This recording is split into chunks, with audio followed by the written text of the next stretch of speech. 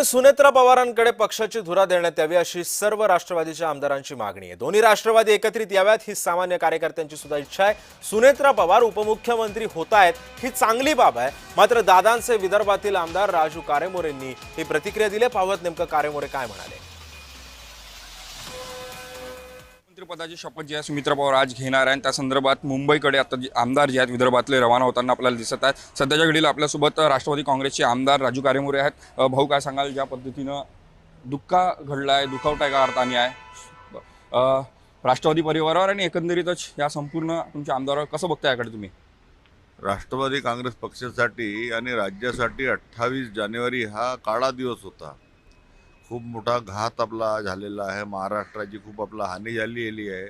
राष्ट्रवादी काँग्रेस पक्षाची सुद्धा खूप मोठ्या प्रमाणात हानी झाली आहे, जी कधीही आपला भरून निघू शकत नाही। परंतु ज्या अडचणी आलेल्या आहेत, जो घात झालेला, त्याला कुठे ना कुठे आपला स्थिरावं लागेल, त्याला त्यातून मार्ग काढावा लागेल आणि मार्ग काढून कार्यकर्त्यांना एक आपला राज्याच्या नेतृत्व आपला करण्यासाठी आपला एक नेता द्यावा लागेल। त्या उद्देशाने आजची आपला मीटिंग बोलवण्यात आलेली आहे। एकंदरीत या संपूर्ण याच्यामध्ये जे आहे ते सुमित्रा पवार यांचं नाव निश्चित केलं जाणार आहे। यासोबत राष्ट्रीय अध्यक्ष म्हणून गोंदियाचे खासदार असलेले प्रफुल्ल पटेल यांचे सुद्धा नाव निश्चित केलं जाणार अशा प्रकारची माहिती जी पुढे येत आहे। कसं बघता याकडे? आपला पवार कुटुंब म्हटला तर आपला पवार कुटुंब म्हणजे राष्ट्रवादी एक प्रकारच्या, बाकी आपला खूप मंडळी आपलं नेतृत्व करणारे सर्व आपला सर्वांना दांडगा अनुभव आहे।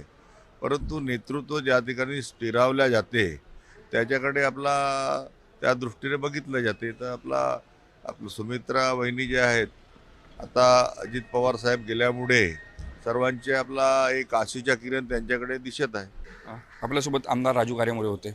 कॅमेरामॅन मंगेश मोहिते, तेजस मोहत्रे, जय महाराष्ट्र न्यूज, नागपूर।